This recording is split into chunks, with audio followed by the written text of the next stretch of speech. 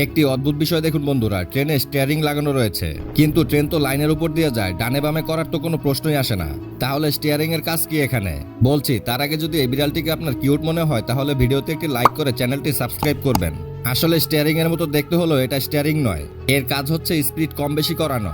তবে বেশিরভাগ ট্রেনে স্পিড কমানো বাড়ানোর জন্য এরকম লিভার থাকে, যে লিভার এগিয়ে বা পিছিয়ে ট্রেনের স্পিড কন্ট্রোল করা হয়, যার মধ্যে সামান্য কিছু ট্রেনে এরকম স্টিয়ারিং সিস্টেম দেখতে পাওয়া যায়, যা দিয়ে ডান সাইড বা বাম সাইড ঘোরানোর মাধ্যমে ট্রেনের স্পিডকে কন্ট্রোল করা হয়।